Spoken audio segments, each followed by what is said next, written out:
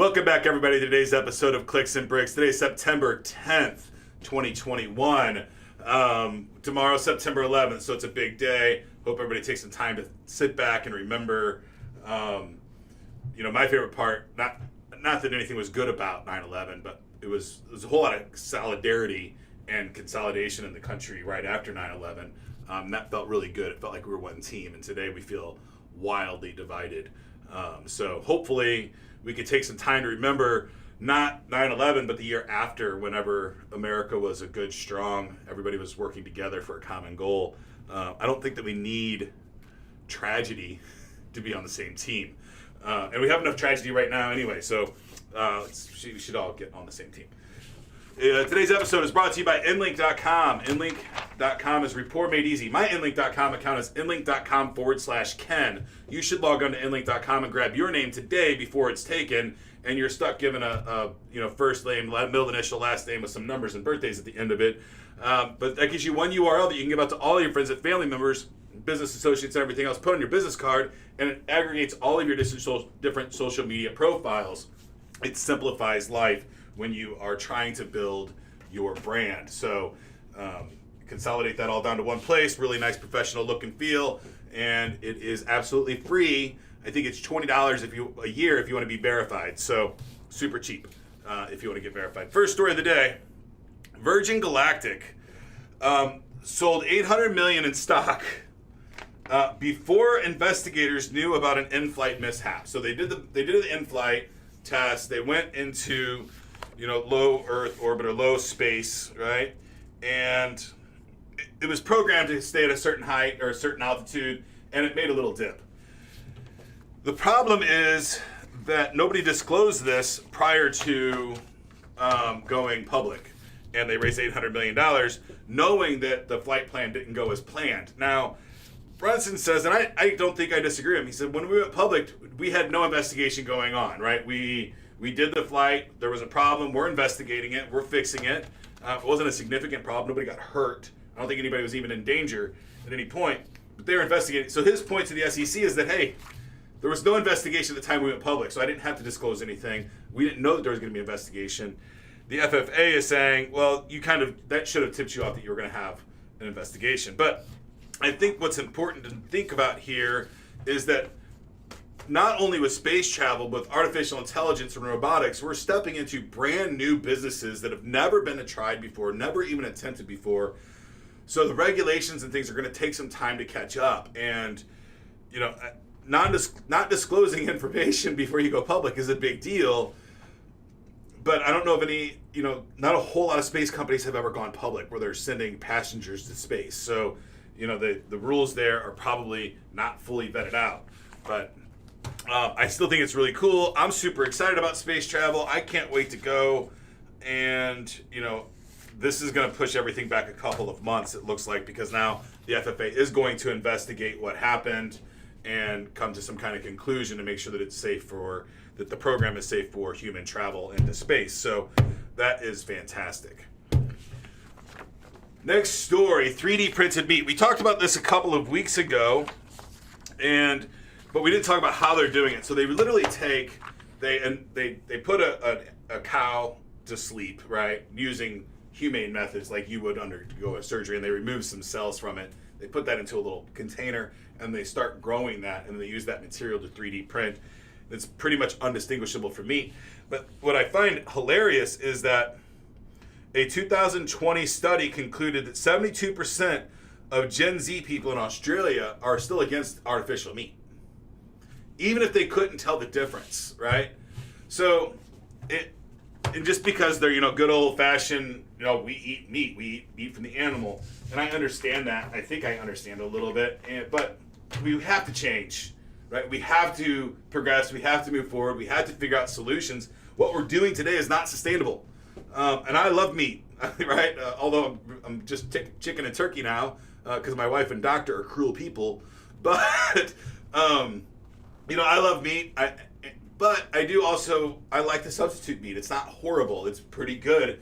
And I think I could get a palate for it. And what I really have to think about here is either adopt it and embrace it, or they're just not going to freaking tell you.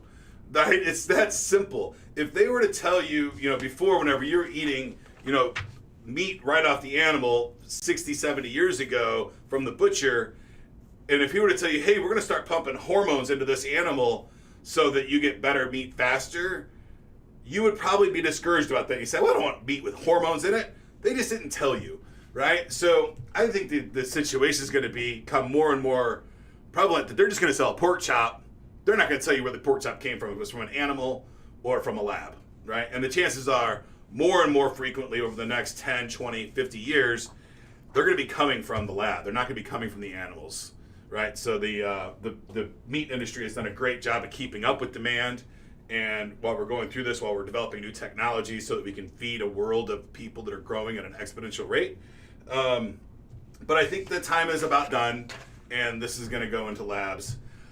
I don't ever think that we'll have a life without live animal meat, but it's going to be like a delicacy. It's going to be high end. You might eat actual meat, once or twice a year from an animal. It's going to be expensive, and it really should be, right? I mean, you're taking a life either way. So, back when we hunted our own food, it was expensive to get the meat. It was an investment in time, energy, and exhaustion, and sometimes you didn't get it. So today, it's too easy to get this really good meat that we all love and enjoy. So maybe it should be more expensive, and maybe we should have other alternatives, and that way we can get to a more healthy lifestyle, right? Because we're pretty bad off today. The majority of America is obese, including myself. I'm trying to fix that, but one day at a time. California Senate passes a bill for warehouse workers, and they say it's taking aim at Amazon. So, and it's potty breaks at Amazon are going to be no longer an issue in California. So the way Amazon, and this touches on a later topic too about gossip in the workplace.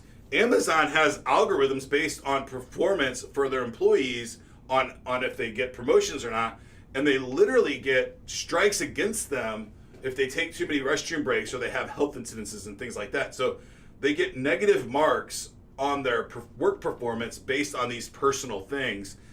And I think we're going to see a lot more of this as we move forward, and analytics and algorithms become more prevalent in the workplace. I don't like it at all, man. I think it's really, really bad. But California has said that you cannot I guess not discriminate. It's not discrimination, but it's hold it against somebody for the amount of bathroom breaks that they take, or if they have medical issues. That is I'm guessing it would be a discrimination case long term. If somebody that had to go to the restroom 4 times a day made less money per hour than a person that only went to the restroom 1 time a day. It reminds me of the song when I was a kid from Bob Seger, I'm Not a Number, right? And these big companies that are running their businesses on algorithms are literally they're scoring their employees down to the bare minimum thing, right? And it's just really, really bad. I know, so I'll give you an example from when I worked in the bars when I was younger. I'm a bad employee. That's why I have to be a manager or a boss. I used to smoke cigarettes, and it was a horrible habit, but I did it. And I attended bar a lot when I was younger because it was an easy way to make lots of cash. And I would always smoke behind the bar. And the bosses would always they would yell at me like, you can't do that. And I'm like, are you going to fire me? They're like, no. And it's because I brought in shit tons of money for them, right? I would turn really, really poor nights, like Monday nights, into really, extravagant evenings. And it took a long time to build up that clientele. So I got to do things on the clock that no other employees didn't get to do. Some other employees had those benefits, but not others. And I took breaks when I wanted to. I did what I wanted to do. I did not live under the rules of the managers, and the managers knew that the owners wouldn't fire me because I brought in lots of money. So I think when you're talking about algorithms, maybe they'll have that, right? Because the algorithm can kind of count in that, okay, this employee takes 4 bathroom breaks, but he turns out more product than anybody else. So, and sometimes that's true, and we'll talk about that in a little bit as well. So Amazon, I kind of say shame on you for grading your employees at such a minute, granular level. I hope that you figure out a way to do this that's fair and accurate for everybody, and that you give them, greater points if they're excelling in other areas. So it just seems dirty to me to score somebody like that. I don't like it at all. I don't think I would ever want to work for a business like that. I currently have about 45 employees. I know every one of them. I might not know every one of them by name, but I've at least shook everybody's hand. I've talked to them. I've talked to them a little bit about their family. I know about their livelihood. I ask them on a regular basis, how they're doing, what do they want to be when they grow up, and because I still don't know what I want to be when I grow up necessarily, right? So those are all important things that you can't get from algorithms. I just don't think that a computer is ever going to be able to manage people the way a person can, and I'm really disappointed in Amazon for this line of activity that they're going through. I understand it though, because it's in their nature to automate and write algorithms to do that stuff. So it's like you can't be mad at a snake for biting you. When Amazon does evil things and breaks things down to the most granular level, it's what they do. You can't really get mad at them anymore about it. You just have to know it, and then not work at Amazon is what I would do personally. I would find another line of work if I was that kind of. I couldn't do it. I could not be that number. And if you're in that, and you hate it, then I encourage you to go try something else. If you want to call me and say, hey, I need something to do. I don't know what else to do. I'll help you. I'll give you some ideas. I'll build you a website even to get you started. So don't be a number. It's not a good life. The golden age of work perks in Silicon Valley is over, at least for now. Which is good for the smaller guys, right? So Google and all these big players would have these extravagant wall climbs and cafeterias and movie nights and fresh fruit all the time in the office. But now that the majority of the people are working from home, those work perks are not relevant to most people. Like, well, I don't care if I've got a playground at work. I don't care that I have scooters from the parking lot to the front door because I don't go in the office anymore. So before, these giant tech companies would have, not an unfair advantage because anybody could do it, but it would be kind of unfair to the smaller tech companies, right? That people would want to go work there because they got these cool foosball tables and cool brands and stuff to work for. But now, those things are not an issue because people aren't working at work anymore, at least for now, hopefully. So things like the company's mission statement, who they're helping, what they're doing in the world to help, is really becoming the differentiator in Silicon Valley to get employees. So it's not necessarily cool playgrounds and cool tech toys. It's what you're doing, who you are, the team that they'll be working with, and all of those other factors. So I don't know if that's long-term good or bad. My gut is that in a few years from now, we're right back to where we were in 2019. We're not going to be...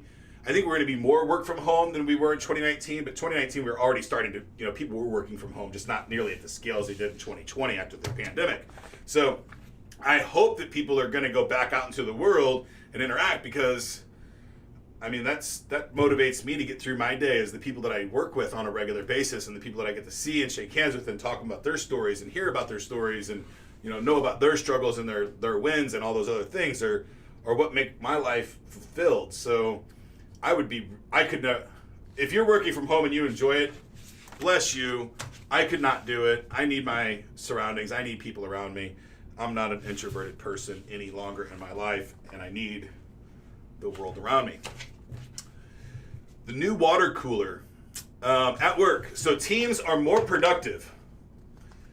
The most successful teams swear and gossip, and managers should take note of this, right? So I'm a swearer. I cuss. I don't think it makes me more productive or less productive. It's just who I am. It's the environment I grew up in. And one of my most important things in life is that I'm just true to who I am. And I am myself wherever I go. And that's important to me. So if I let some cuss words slip here and there, I let them slip here and there. I try to be respectful to most people and not do it too much. But sometimes it helps. And then the gossip. So one thing that I don't allow is sarcasm, right? I think it's bad for the company. It's bad for morale. And sarcasm is kind of funny here and there. But if you allow it too much, what ends up happening is, if person A says a sarcastic comment, and so then, the person 2 laughs, and the next day it happens again. Now there's 4. You end up having just a bunch of sarcastic assholes running your company, and they're just talking, because sarcasm is negative talk. right? At the end of the day. So I kind of let it go a little bit, but for the most part, I don't. But talking about, when we get engaged and talk about philosophy at our office a lot, the infinite loop of life that we're in, are we programmed? Do we have free will? Those kind of conversations really spark a ton of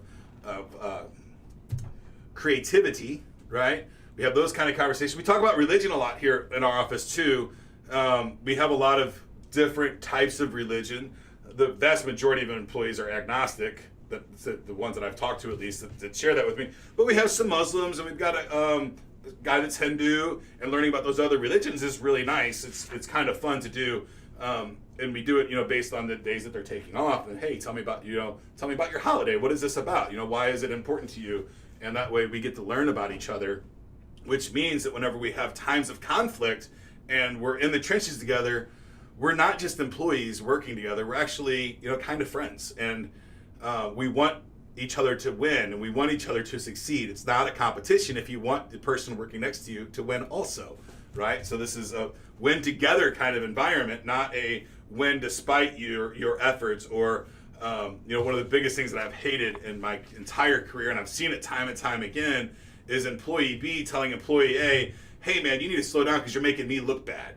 No, that's a bad attitude. Those employees, you need to get rid of them immediately. If you have an employee that is saying to another employee, hey, slow down because you're making me look bad, that person needs to go. He's bad for your team. He is destroying your company, and he's got to go. So know that. But if they're gossiping, you got to put some time in there. I live almost everything with the 80-20 rule. 80% of the time I'm getting what I want, 20% of the time I'm not. And 80% of the time my employees are productive and working, but 20% of the time they're not going to be. And that 20% of the time is okay if you can figure out how to embrace it and get it to where they're embracing each other and working together, becoming friends, becoming comrades, or whatever you want to call it. The research shows that the teams that can figure this out, they become friends, they're doing stuff outside of the office and talking about their family and talking about personal life, they're wildly successful teams. They're the most successful teams in all of corporate America. So think about that whenever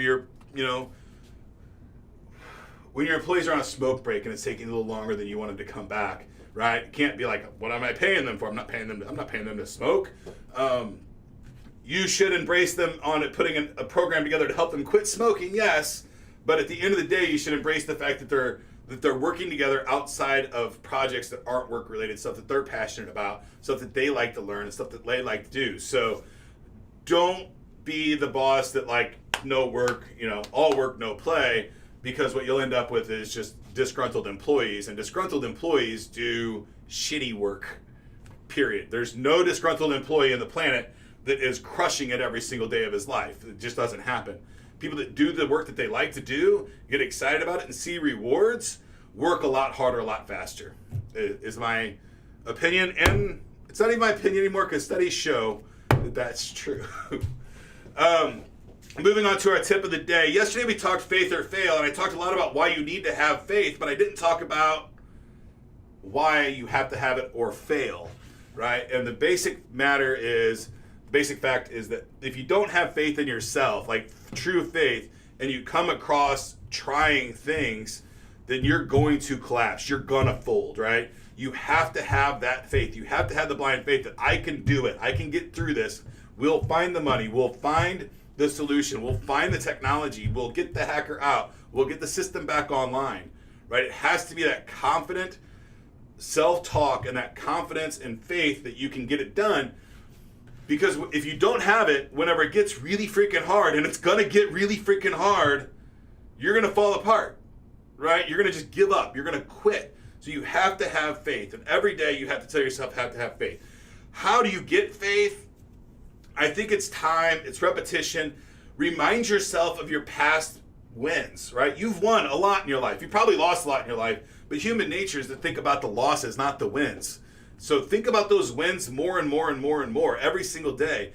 Think about a time that you won, even if it's like a t-ball game that you won in elementary school, right? Think about those winning moments and build more winning moments into your life, because if you have more winning moments, you'll have faith that you can have more in the future. The easiest way for me to do that is every now and then I tell myself to do something and I just do it. So, we all sit and like fantasize about, the next time I go to the gym, I'm going to crush it. I'm going to do 100 setups and all that stuff like that. And then, we set these giant lofty goals and then we don't do them, and we set ourselves up like, oh, when I talk to myself, I don't actually do the stuff that I tell myself to do. Stop doing that shit. You're just sabotaging yourself. It's self-sabotage. Give yourself little goals and do those little goals. Don't give yourself, hey, I'm going to lose 100 pounds. Give yourself hey, I'm going to lose 5 pounds. Don't give yourself, I'm going to make $1 million. Say, hey, I'm going to do something that is going to increase my income next year by 5 or 10%. Right? I'm going to try to monetize a hobby. I'm going to try to do a side hustle. Or I'm going to Uber once a week. Right? Something along those lines. Set little goals and then do them. The more times that you do the thing that you say you're going to do, the more frequently you'll do the bigger things when you say you're going to do them. So start small, crawl, walk, run. Pretty simple stuff. I know that we get in our own way on a regular basis. But if you don't have the faith in yourself that you can do it, chances are you're going to fail. Are there people that don't have faith in themselves and still accomplish cool shit? I suppose there might be. I know that if I lose faith in myself and my team, that it goes downhill really, really fast. And it's not a good feeling. And it's not something that I like. It's not something my team likes. So, and sometimes your team needs you to have the faith too. Not only in yourself, but your team needs to have you the faith in them, because sometimes they don't have the faith in themselves. So as a leader, it's your job to instill that faith in your crew. And you can do that in a whole bunch of different ways. I tend to push on them and make them figure out the solution, guide them along the way a little bit, but I think it's a lot greater for an employee to come to the solution on their own and see that blossoming moment in their head of winning that situation. So that's all I have for today, folks. If you'd like to join my text line community, 314-370-2871. That's my direct text line. Call me, send me a text message, ask me any question, say you want to be on the show. Doesn't really matter whatever you want to say. You can text me a business question, tech question. If I don't know the answers to those, I'll go research them and find out for you. You can ask me a personal life question too. I don't care. I'll do my best to answer it open and honest. So that is all for today's show, folks. Get to work.